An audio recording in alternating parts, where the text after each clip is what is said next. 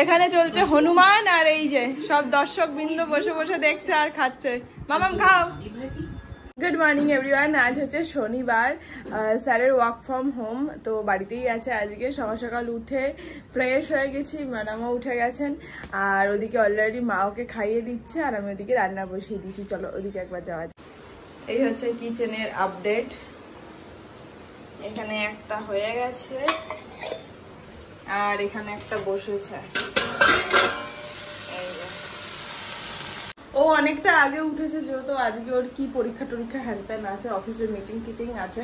আর মা তো সবার আগে ওঠে ভোর 4-5টার সময়। তো ওদের চাটা খাওয়া হয়ে গেছে, এখন আমি চা খাবো। এই হচ্ছে আমার চা।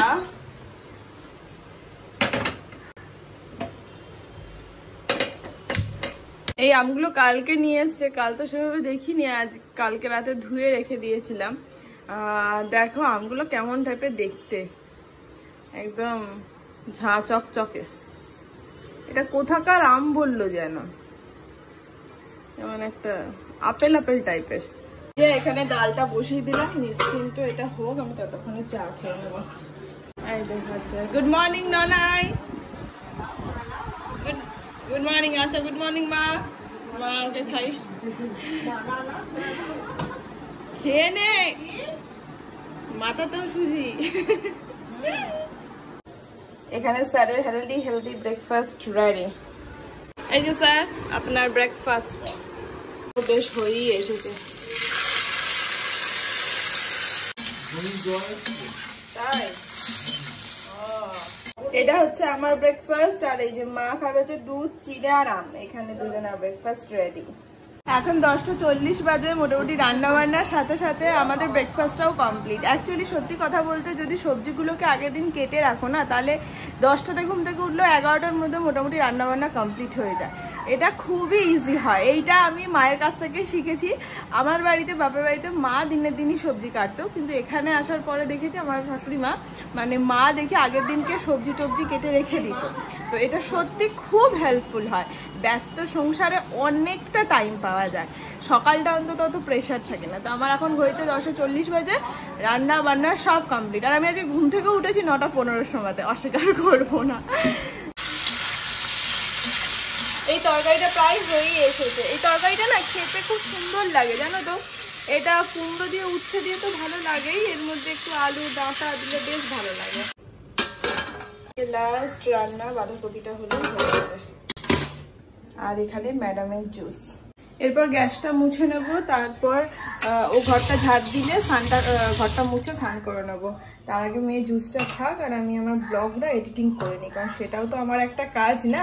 তাহলে দুপুরটাতে একটু রেস্ট পাবো। এই যে কাপে করে হয়ে গেছে, কিচেনের কাজ ডান। শুধু এটা নামলে কড়াইটা মাজলেই হয়ে যাবে। এই যে ম্যাডামের আপেল।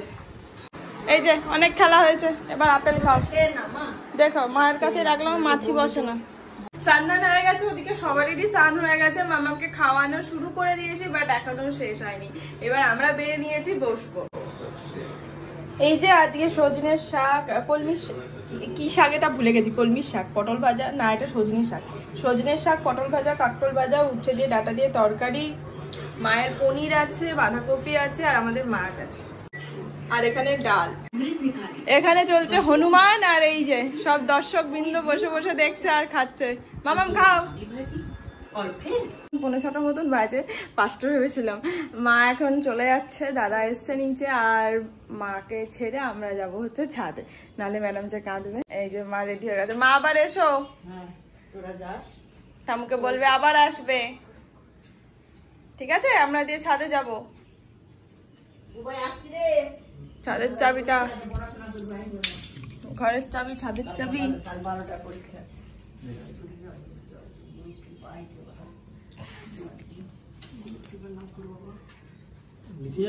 হ্যাঁ দেখি মা, তুমিও যাবে না?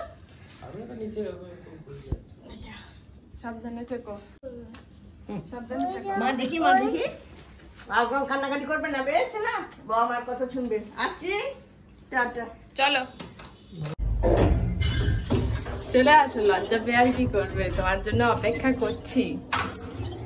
মা চলে গেল, বাট ম্যাডাম কাঁদেননি একটু, এটা খুব ভালো ব্যাপার। এখন আমরা ছাদে যাব, তাই তো? যাবো কি, চলেই এসেছি। চলো, গুড গার্ল। ভেবেছিলাম কাঁদবে, দুপুর থেকে উঠে প্যাঁ শুরু করে দিয়েও ছিল অলরেডি। যা, প্লেনটা মেঘে ঢেকে গেল, যা ঢেকে গেল। যা, বাবার সাথে যাচ্ছি ওদিকে।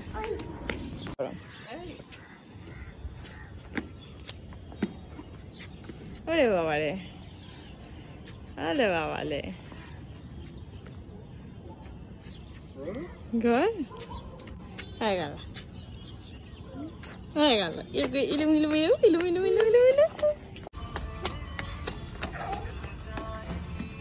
এতক্ষণ আমি করে হাঁপিয়ে গেছি, এখন ওর বাবা চলা হলে। আর ব্যাকগ্রাউন্ডে চলছে মিউজিক। তোমার সুজি আর তার সাথে আমার রদ, চা আর বিস্কিট। চলছে আমাদের এখন হনুমান। হনুমানটা চলছে মেয়ের কথায়, ও দেখে খুব ভালো লেগেছে। তো এখন আমরা একটুখানি হনুমান দেখবো, চা খাবো, তারপর ম্যাডামকে পড়তে বসাবো। রাতে বিশেষ একটা কিছু কাজ নেই, রাতে ডিনারটা যে করা আছে রেডি। আর কালকে তো রোববার, সো চিন্তা মুক্ত যাকে বলে, বাংলা ভাষায় চিন্তা মুক্ত।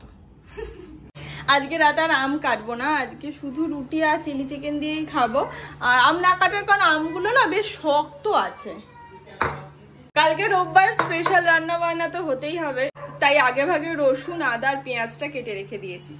আর এই হচ্ছে রুটি। কি চলো খেয়ে নি। আবার কি মাথা ভর্তি চিপকে তেল দিয়েছি, কালকে শ্যাম্পু করবো, রথ আছে কালকে।